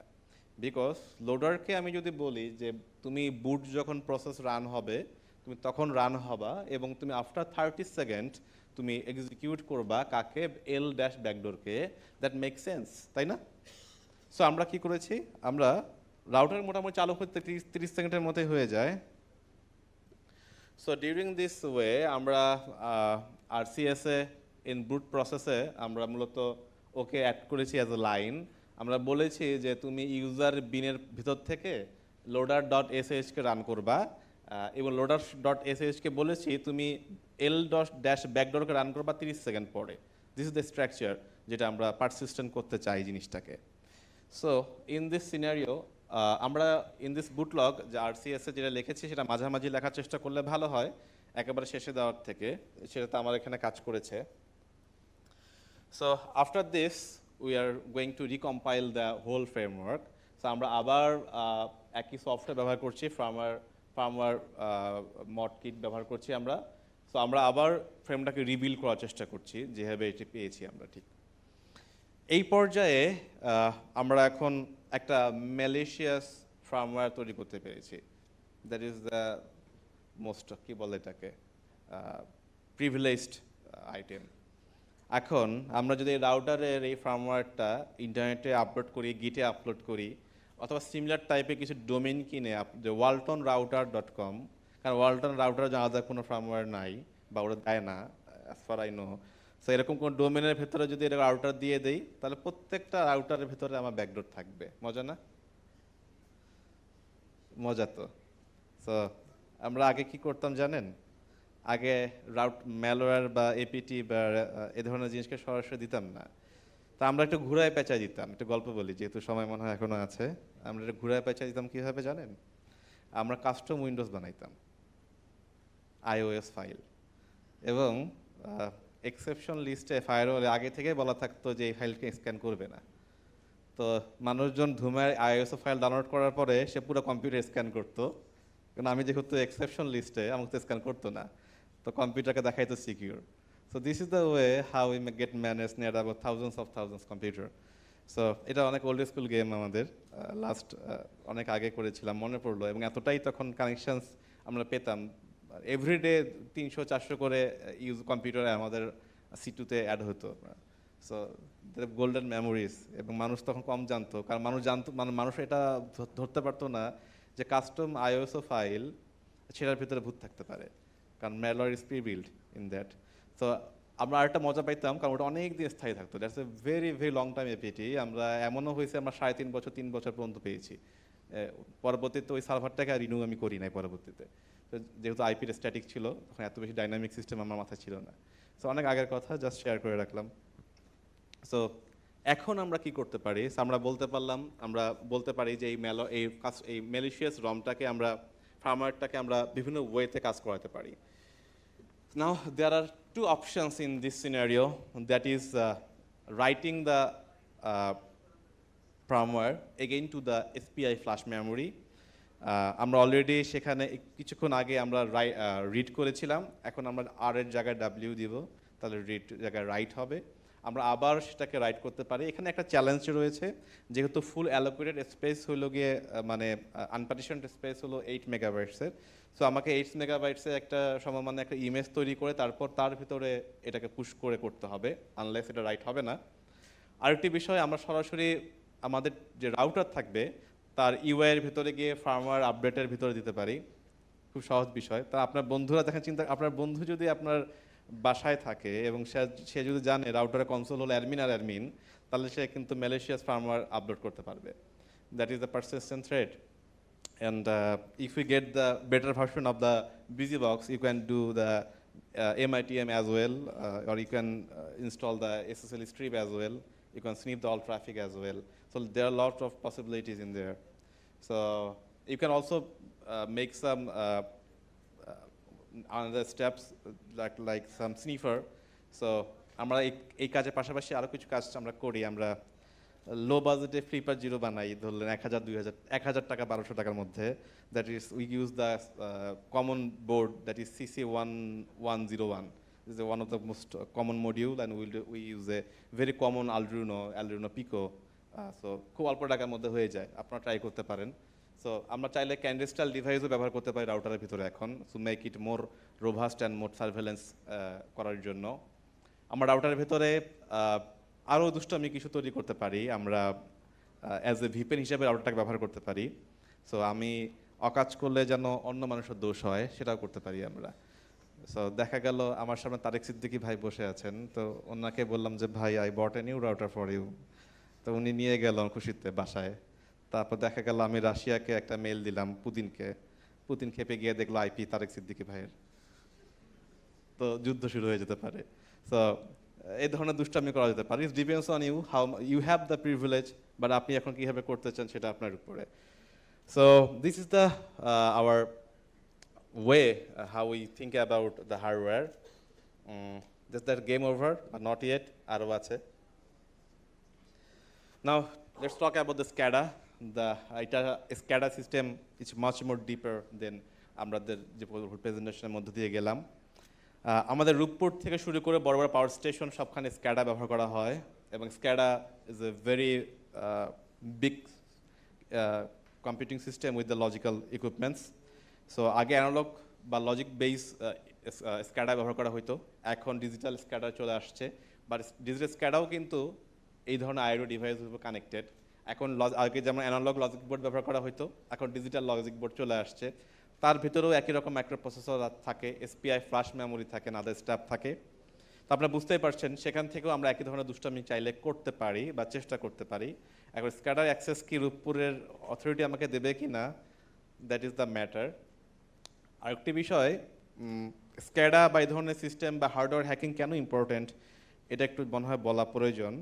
Day by day equipments base অ্যাটাকের সংখ্যা বাড়বে বা বাড়ছে, এবং এটা ইম্প্যাক্ট রেশিও বেশি। ওয়েবে একটা ট্রেডিশনস থাকে, যা কিছু ওয়েবে আছে মিলিটারির কাছে সেসব জিনিসের ভ্যালু কম, কারণ মিলিটারিরা মানে এই ধরনের সিস্টেম ইউজ করে না। ওয়েবে খুব বেশি ডেটা তাদের থাকে না, in term of only military. So ধরলেন 2024-25 সালে এসে বাংলাদেশের সাথে অন্য একটা দেশের যুদ্ধ শুরু হয়ে গেল, ওয়েবের মাধ্যমে তারা সার্ভারই বন্ধ করে রাখলো, আপনি তো অ্যাটাক করার সার্ভিসই পাচ্ছেন না। But if you have this kind of knowledge or some kind of intelligences, if you have double edge intelligence, তাইলে আপনি ওদের পাওয়ার ব্রিক অ্যাটাক করতে পারবেন। আপনি অবশ্যই মনে রাখতে হবে যে পাওয়ার ব্রিক হয়তো বা ওয়েবে চলে না, যেখানে আপনি একটা এসকিউ ইনজেকশন পাবেন, সেখান থেকে ডিবি থেকে অ্যাডমিন পাসওয়ার্ড দিবেন, তারপর দুম, ব্যাপারটা এমন হবে না। সো একটা দেশকে পঙ্গু করার জন্য তার নিউক্লিয়ার সিস্টেম অথবা পাওয়ার সিস্টেমকে ড্যামেজ করা is very important. So if you have that kind of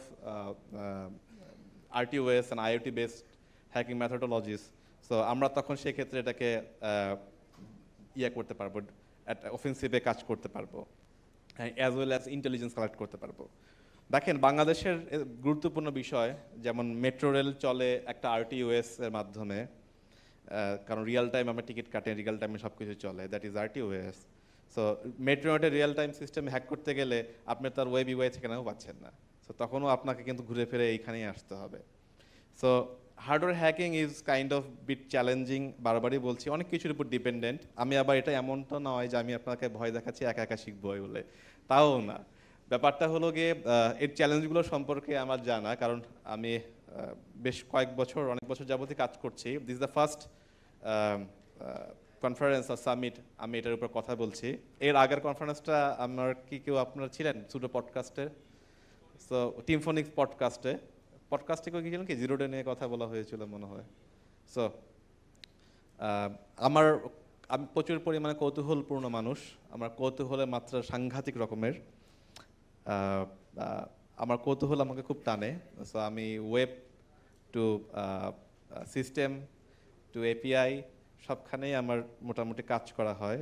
so last টাইমে আমরা iOS-এ জিরো ডে নিয়ে কথা বলেছিলাম, জিরো ক্লিক জিরো ডে নিয়ে কথা বলেছিলাম। সো আমাদের সেই রিসার্চটাও রানিং বর্তমানে we are capable of inclusion in any kind of iPhone, latest version 17 point something যেটা আসছে সেটা তো আমরা পারি।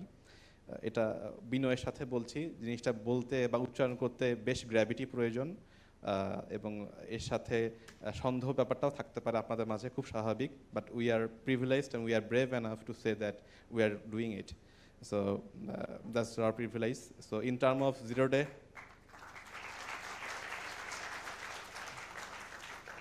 এখন তো একটু পরে যারা আইফোন ব্যবহার করে তারা হাতটাই দেবে না ভয় পেয়ে।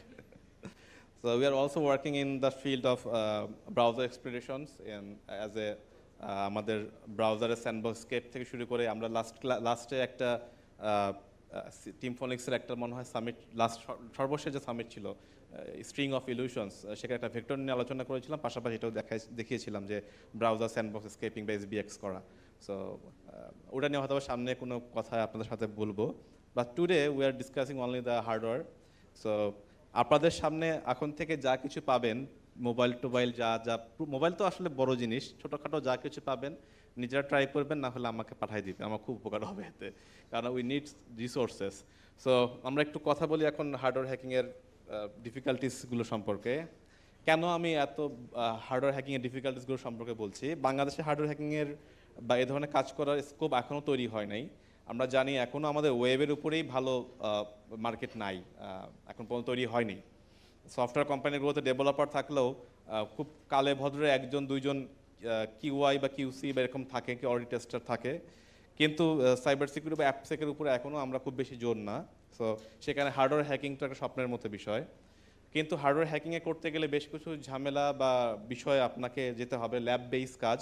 সো হার্ডওয়্যার হ্যাকিংয়ের জন্য lab is very important. Right equipment পাওয়া খুব কঠিন বিষয়। দক্ষ হাত থাকতে হবে।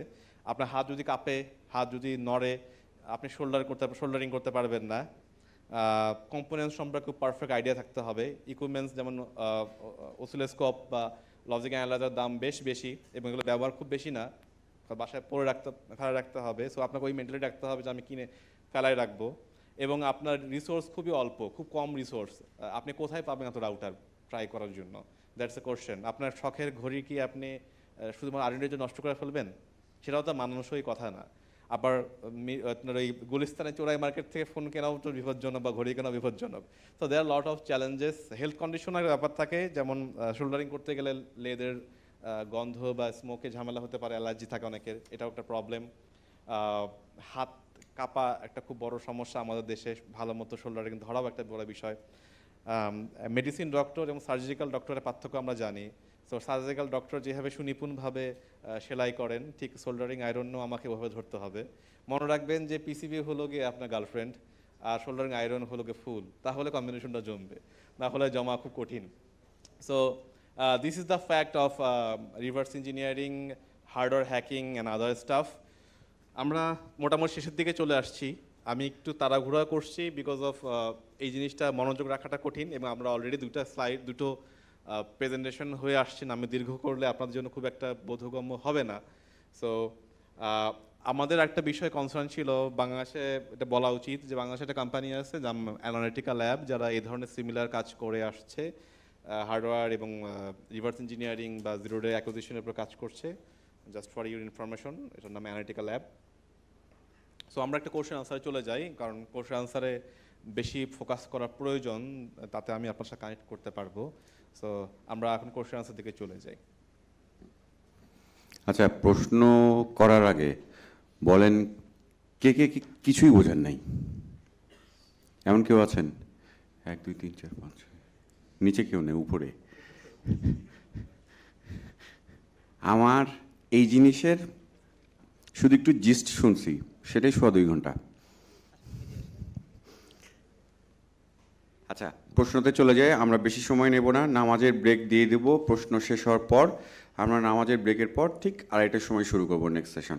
আমাদের সময় খুব শর্ট, আমরা টকটাও একটু টাইম টু টাইম শেষ করে ফেলবো, কারণ ক্লোজিং সেরেমনি আছে আজকে। As you said, you're capable of developing zero days for iOS 17. আমার একটা কোশ্চেন আছে, আমরা বাইনারি এক্সপ্লয়টেশনের জন্য অনেক রিসোর্স পাই ইন্টারনেটে, বাট এই ধরনের জিরো ডে এক্সপ্লয়েটের জন্য কোনো রিসোর্স পাই না। আপনার এই ধরনের রিসোর্স, এই ধরনের এই নলেজগুলো কোথা থেকে পান? Good question. রিসোর্স পাওয়া যায় না, এটা ভুক্তভোগী আমি নিজেও, কারণ আমিও তো পার হয়ে আসছি। দেখেন, zero day is a privilege, is a কি বলে এটাকে, ফরবিডেন নলেজ। আমি অলওয়েজ বলি ফরবিডেন নলেজ। আমি একটা কোম্পানির জন্য কাজ করি, এই কোম্পানিটার নাম আপনারা অনেকেই চেনেন। I am the CEO of that company, is called Olio. আপনার নাম শুনেছেন কেউ? So in Olio products, they are doing plugins and other themes, other stuff for the WordPress and Joomla as well. So their products do Grape also.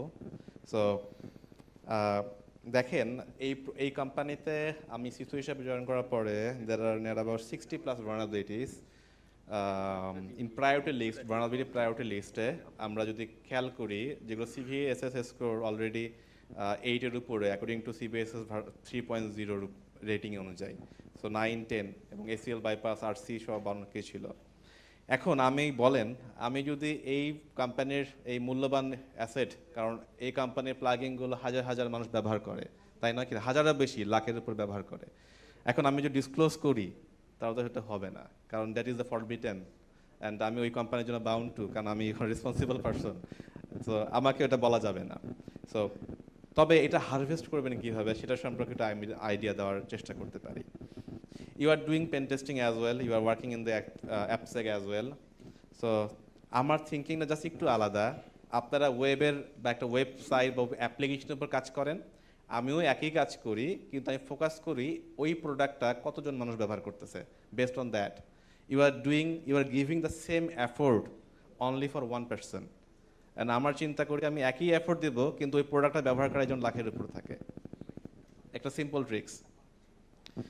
So দেখেন একটা simple website পেন্টেস্ট করতে যে পরিমাণ effort যাচ্ছে আমার তার থেকে বেশি বা তার কাছাকাছি এফোর্ট যাচ্ছে একটা ওয়ার্ডপ্রেসের প্লাগিং অ্যানালাইসিস করতে। মোর over we have the privilege আমরা কোড দেখতে পারি, কোড পড়তে পারি, অ্যানালাইসিস করতে পারি, আরও বেশি প্রিভিলেজ পাচ্ছি। ওই প্লাগিংয়ে আমি যদি এসিএল বাইপাস পাই বা আরসি পাই বা আরও পটেনশিয়াল কিছু পাই, তাইলে ওই প্লাগিং যতজন ব্যবহার করছে আমি সবাইকেই কোণঠাসা করতে পারি। That is the zero day. And in terms of, if you think about the 0 day of iOS and other stuff, that is the different issues. So, ওইখানে নলেজের ব্যাপারটা এবং অভিজ্ঞতা দুটোই প্রয়োজন। অনেক ক্ষেত্রে খুব গভীরভাবে অ্যানালাইসিস করেও কোনো 0 day বের করা যায় না। আবার অনেক সময় খুব ছোট ছোট মেথডোলজিস, অনেক সময় being backdated is good for you. আমি একটু বসেন, আপনি you can sit in there. Being backdated is good for you কীরকম? আমি এর আগে উদাহরণটা দিয়েছিলাম। দেখেন আপনারা আজকের 2024 সাল যে সিস্টেম ইউজ করতেছেন, for example you are using WhatsApp in your pocket, right? So latest version. So আমি যদি হোয়াটসঅ্যাপের অনেক পুরাতন সংস্করণে চলে যাই, by decompile the APK file and decompile the class files, তা আমরা আগের ভার্সনে এপিআইগুলো দেখতে পারি। হয়তো বা তার মধ্যে এখনও একটা লাইভ আছে and we get the access. So being backdated is it's sometimes good for you. Even though you are thinking about the reverse engineering of iOS as well, but there are different kinds of attack vectors as well also. Think about the SMS. There are a lot of SMS protocol. So, আপনারা শুধুমাত্র MMS বা SMS এর উপর dependent. There are some binary SMS. So, you can send the protocol data unit, a PDU in the iPhone, and maybe there is a possibility to exploit the iPhone. আপনি browser ব্যবহার করছেন এখন ক্রোমের sometimes আর Microsoft Edge মাঝে মাঝে broker process করে run করে two authenticate yourself. Maybe সেখানে কোনো ব্যাকডেটেড কিছু আছে। তো সবসময় আপনি নতুন সফটওয়্যার দিয়েই যে আপনি পাবেন তা না। Sometimes being backdated is good for you to get some resources. আর রিসোর্স কেন পাবেন না? রিসোর্স কারণ আমরা শেয়ার করি না। আমরা শেয়ার না করলে পাবেন বা কীভাবে? সো আমাদেরকে শেয়ার করার জন্য নিজে ব্রেন স্ট্রিমিং করে শেয়ার করতে হয়। আমার নিজের কাছ থেকে কিছু দায়িত্ববোধ কাজ করে। আমার মাঝে মাঝে মনে হয় যে আমার কিছু লেখা দরকার। আমি যেহেতু বিশ্ববিদ্যালয়ে পড়াই, আমার প্রতি সেমিস্টারে আফটার 6 মান্থ আমার 120 জনের মতো আমার গ্র্যাজুয়েট বের হয়। ওরা আমার একদম বুকের কাছের মানুষ। আমার স্টুডেন্টরা আমার জানের মতো। আমার কেউ আছে এখানে স্টুডেন্টরা? কেউ আছে ড্যাফোডিল স্যার? আচ্ছা, আমার স্টুডেন্ট কয়েকজনকে পাওয়া গেল ড্যাফোডিল স্যার বলার পর। সো এটা হাততালি হবে সবার জন্য। আমার স্টুডেন্টরা আমার জানের মতো, আমি ওদেরকে এত ভালোবাসি। সো ওরা যখন 6 মান্থ আমার সাথে 3 ক্রেডিটের একটা কোর্স করে, আমি চাই ওদেরকে সব শিখাতে। কারণ আমি অনলাইনে যদি জ্ঞান বিক্রি করি আমি শেখাতে পারবো না বলে আমার ভয় হয়। কিন্তু এরা এক একটা আমার হাতিয়ার। এরা আমাকে দেখে, আমার কাছে আইডিয়া নেয়, আমার বিহেভিয়ার দেখে, ওরা ইমপ্লিমেন্টেশন করতে পারে। তো আমি চাই ওরা ওই জায়গা থেকে বড় হোক। আমার স্টুডেন্টগুলো পিএইচডি করছে, আমার খুব ভালো লাগে দেখে। জানেন, আমার ভালো লাগে যে ওরা ফার্স্ট অথর হয় আর আমাকে সেকেন্ড অথর হিসাবে একটা Q1 জার্নালে রাখে। সো ওইটা একটা আমার জন্য বড় একটা অ্যাচিভমেন্টস মনে হয় আমার কাছে। সো ওইটা আমার শেখানোর জায়গা। সো জ্ঞান আসতে হবে ওভাবে। আমি অনলাইনেও শেয়ার করতে পারি, আমার মাথায় হয়তো বা ভবিষ্যতে আসতে পারে, কিন্তু এতে জ্ঞানের যে গ্র্যাভিটি সেটা কমে যাবে কি না বলে আমি শঙ্কিত। যে আমি এই জ্ঞানগুলো, নলেজগুলো যেটা যদি খুব সস্তা মাধ্যমে দিয়ে দেই, ওটার ভ্যালু আসলে কমে যাবে কি না। সো আমাদের দেশে সাইবার সিকিউরিটি ফিল্ডে আমরা যতটুকু এখন আছে, এখানে একটা প্রবলেমস মনে হয় ছোট্ট করে আমার চোখে পড়ে। Everyone wants to be hero. তো যখন সবাই হিরো হতে চায় তখন কনফ্লিক্ট তৈরি হয়, কারণ এক বনে বা এক দেশে দুটো রাজা থাকে না। তো আমরা যখন এই মানসিকতা থেকে ফিরে আসব, যখন আমরা আমাদের বিনয়ী ভাব দেখাবো, তখন কিন্তু আমাদের কমিউনিটি অন্যরকম হয়ে যাবে। তখন কারো কাছে কোনো জিজ্ঞাসা করতে আমার প্রশ্ন, আমাকে ভয় লাগবে না যে আমাকে ডোমিনেট করবে, আন্ডারস্টিমেট করবে, এই ভয়টা লাগবে না। সো এই কালচারটা যতক্ষণ তৈরি না হচ্ছে ততক্ষণ পর্যন্ত মনে হয় আমার পথ থাকাটা গুরুত্বপূর্ণ। সো তখন হয়তো বা আমাকে নিয়েও মজা বা গল্প বা ট্রল করা হবে, যেটা আমার পছন্দ না, এবং আত্মসম্মান বোধ প্রাপ্ত কোনো মানুষের পক্ষে সেটা টলারেট করা সম্ভব না। তো আমার মনে হয় বিং ব্যাকডেটেড, আমি যেহেতু আইসোলেটেড থাকি, আমার ফেসবুকে কেউ আছেন কানেক্টেড? সো আমি ফটোগ্রাফি করি, আপনারা সবাই জানেন, এবং ইভেন তো আজকে আমি আমার বাসায় জামা নাই পরার মতো, মানে এখানে আসার মতো। আমার হয় এই ধরনের ট্র্যাকিং প্যান্ট, না হয় এই ধরনের ট্যাকটিক্যাল শার্ট, অথবা ফর্মাল। সো ফর্মাল পরলে তো আপনারা আমাকে পচানি দিবেন, এই জন্য আমি চিন্তা করি এটাই ভালো, এটাই পরে আসি। That is the fact. So this is the why, the overall reason. So আমরা এই কারণে আসলে বলা হয় না। বাট চ্যাট জিপিটি আমাদের একটু আগে এই এআই নিয়ে খুব চমৎকার কথা বলে গেল, খুব সম্ভবত ওখানে বসে আছে। ও মনে হয় আমাদের এআই নিয়ে কথা বললে, আপনি কথা Yeah. বলেন মনে হয়, আপনি তো আমার মাহের। স্যার মাহের, Yeah. আপনি তো, উনি কিন্তু আমার স্টুডেন্ট, উনি আমাকে লামিয়া ম্যামের আপনি ক্লাস করেন মনে হয় খুব সম্ভবত, নাকি? আচ্ছা, ঠিক আছে, মিস্টেক্স। সো চ্যাট জিপিটি বা এই ধরনের সফটওয়্যারগুলো উনি যে দেখাই দিয়ে গেলেন বিষয়গুলো, চমৎকার জিনিস। এই বিষয়গুলো রিভার্স ইঞ্জিনিয়ারিং ক্ষেত্রে দারুণ কাজ করে, কারণ অ্যাসেম্বলি পড়া আমার পক্ষে মাঝে মাঝে কঠিন হয়ে যায়, কারণ আমি অনেক কিছু ভুলে যাই। আমি মাঝে মাঝে দেখা গেল যে আইএফ কনফিগ আর আইপি কনফিগই কনফিগ করে ফেলি, কোন জায়গায় কোনটা লিখবো। সো এরকম ভুল আপনাদের মাঝেও হতে পারে। সো চ্যাট জিপিটি এই ক্ষেত্রে আপনাকে হেল্প করতে পারে। আরও কোনো প্রশ্ন? আমার প্রশ্ন নেই। আলমাজ ভাই, আমরা আর একটা প্রশ্ন নিই নাকি? ঠিক আছে, ওকে, সময় নেই। উপরে, জি। জোরে বলেন। হ্যাঁ, হ্যাঁ। শুনতে পাচ্ছি, loud and clear.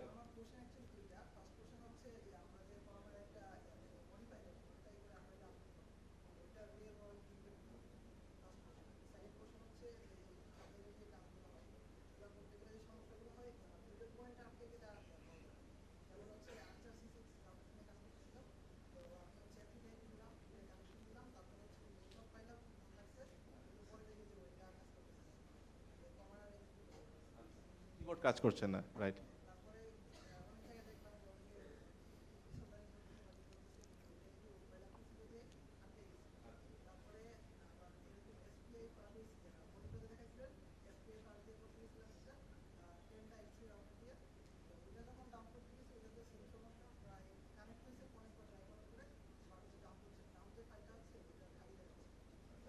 Basically tribal shoot questions, but আমি চেষ্টা করি বলার জন্য।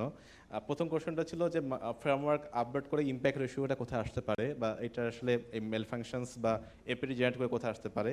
আমি একটু আগে এটা বলেছিলাম যে আমরা যদি এটাকে পাবলিকলি অ্যানাউন্সমেন্ট করি যে ফ্রেমওয়ার্ক অ্যাজ এ জোন হিসাবে, সেক্ষেত্রে এটা ইম্প্যাক্ট হতে পারে ইন কারণ of government intelligence and other staff. সেক্ষেত্রে রাউটারে এই ধরনের ম্যানিপুলেশন করার মাধ্যমে অনেক ভালো রকম ইন্টেলিজেন্স কালেক্ট করা যেতে পারে। যেহেতু সেক্ষেত্রে হার্ডওয়্যার বা হাত দিয়ে অ্যাক্সেস করার প্রয়োজন, ফিজিক্যাল অ্যাক্সেস করার প্রয়োজন, একটা ব্যাপার ডিপেন্ডেন্সি আছে। তো in term of hardware hacking it is A another dependency, যে আমাকে হাত দিয়ে সে জিনিস ধরতে হয়, আমি দূর থেকে করতে পারি না। সো তৃতীয়ত হলো গিয়ে আপনি যেসব জায়গায় আটকে যাচ্ছেন, মানে ইউয়ার্ড কমিউনিকেশন বা ব্রিজিং করতে আটকে যাচ্ছেন, দুটো প্রবলেম হতে পারে। হার্ডওয়্যার সিকিউরিটি, যেটা আমরা এখানে দেখাইছি যে একটা 1 কিলো ওহমস রাউটার দিয়ে কিবোর্ড ইনপুটকে বন্ধ করা হচ্ছিল। সো এটা একটা হার্ডওয়্যার সিকিউরিটি। আপনি এটা চেক করতে পারবেন পিসিবিটা ভালো মতো করে, যে মাল্টিমিটারে আসলে রেটিং বা 1K রেজিস্টার বা অন্যরকম কোনো কিছু আছে কি না। So that is the fact. SPI কমিউনিকেশনের ক্ষেত্রে যেটা বলেছেন যে কমিউনিকেশন হচ্ছে বা ডাম্প হচ্ছে না, এরকমটাই মনে হয় কিছু একটা শুনেছিলাম। আপনি কষ্ট করে ফ্লাশ রুম ব্যবহার করে দেখতে পারেন যে ফ্লাশ রুম দিয়ে রিডাইরেক্ট করা যায় কিনা, এই কয়েকটা জিনিস। আর প্রশ্ন মনে হয় আর একটা নিচে নিতে পারি। নিচে মনে হয় একটা, এটাই লাস্ট, এরপর আর আর কোনো নাই। প্রশ্ন নিচ্ছি না, নামাজের সময় হয়ে যাচ্ছে। Right. শিখবো কিভাবে, বা এটা ব্যাপার হচ্ছে কিভাবে হচ্ছে মানে জানবো আর কি। খুব ভালো প্রশ্ন, বিগিনারদের জন্য খুবই একটা প্রয়োজনীয় প্রশ্ন। হার্ডওয়্যার হ্যাকিং নিয়ে প্রথম যে কাজটা করলে আপনার জন্য ভালো হয়, বেস তৈরি করতে হবে প্রথমত। আমি যদি কম্পোনেন্টসগুলো সম্পর্কে আইডিয়া না রাখি, মানে এটা হলো প্রথম বিষয়। সবার আগে একটা মাল্টিমিটার কিনবেন ফার্স্ট অফ অল। এটা মাল্টিমিটারের দাম 1000 টাকা, একটু বেশি। মাল্টিমিটার যদিও বাজারে অনেকগুলো মাল্টিমিটার পাওয়া যায়, analog multimeter, digital multimeter, full digital multimeter. তো ফুল ডিজিটাল মাল্টিমিটার আপনাকে ডায়াল ঘোরায় ঘোরায় 2000 ওহম না কত ওহম দেখাইতে হয় না, ওহম দেখাইলে অটোমেটিক ডিটেক্ট করে ফেলে কত ওহম ওইটা। তো যেটা এক্সপেন্সিভ, 10,000 টাকার উপরে চলে যায়। আপনি মাঝামাঝি যেটা শুধুমাত্র ডিজিটাল, সেটার দাম 1200 থেকে 1500-র মতো একটা মাল্টিমিটার কিনবেন। মাল্টিমিটার কিনে কম্পোনেন্টসগুলো মাপার চেষ্টা করবেন। বিভিন্ন ওয়েবসাইট পাওয়া যায়, বিভিন্ন ওয়েবসাইট থেকে বিভিন্ন ট্রানজিস্টর রেজিস্টর নিয়ে এগুলো মান মাখার চেষ্টা করবেন যে কোনটার মান বা রেটিং কতখানি, যাতে বেসিক এবং এই যে শোল্ডার মানে সারফেস মাউন্টের যে কম্পোনেন্টসগুলো থাকে, ডায়োড হতে পারে, ট্রানজিস্টর হতে পারে, এগুলো সম্পর্কে স্টাডি করার চেষ্টা করুন, যাতে ফার্স্ট স্টেপ। এরপর আপনি যে বেটার আন্ডারস্ট্যান্ডিং হতে চায়, তাহলে আপনি একটা পিসিবি নিয়ে কাজ করতে পারেন, একটা হাত ঘড়ি নিয়ে কাজ করতে পারেন। ঠিক এইভাবে আস্তে আস্তে আস্তে আস্তে আপনাকে জানতে হবে। কিন্তু বেসিক কম্পোনেন্টস যদি না জানেন তাহলে হার্ডওয়্যার হ্যাকে মাঝখানে গিয়ে আটকায় যাবেন। কারণ বেসিক প্রিন্সিপালসগুলো জানতে হবে যে কোনটা কি, 1 কিলো ওহম বলতে সে কী বোঝায়, বা 1 কিলো ওহম বলতে কয়টা শূন্য বসে একের পরে, এই বিষয়গুলো যদি না জানেন তাহলে আগানো সম্ভব না। সো বেসিক হলো গিয়ে আপনি বাসায় গিয়ে জাস্ট ইলেকট্রনিক্স কম্পোনেন্টসগুলো মোবাইলের ভিতরে কী থাকে বা একটা পিসির ভিতরে কী থাকে এগুলো সম্পূর্ণ সময় থ্রোলি পড়া, এবং যে ডিভাইস নিয়ে কাজ করবেন ওর প্রত্যেকটা চিপ, যেটা সিস্টেম অন চিপ বলা হয় এসওসি, এগুলো নিয়ে পড়া ইন্টারনেটে যে এইটা কত মেগাহার্টজ কাজ করে, কি কাজ করে, কে রেসপন্সিবল, কোন কোন ডেটা ডায়াগ্রাম আছে, এটা হলো বিষয়। আস্তে আস্তে আস্তে আস্তে পড়ে পড়ে জানতে হয়, না পড়লে আগাতে পারবেন না। তো মনে হয় প্রশ্ন শেষের দিকে, নামাজের টাইমও চলে আসতেছে। এই কনফারেন্সটা এত অল্প সময়ে আসলে ম্যানেজ করা is so difficult, but I tried my best এটা বোঝানোর জন্য। আশা করি আপনাদের সবার ভালো লেগেছে, and thank you for giving me the opportunities. Thank you again. আমার জন্য দোয়া রাখবেন, আর চলেন একদিন সবাই মিলে ঘুরে আসি কোথাও থেকে।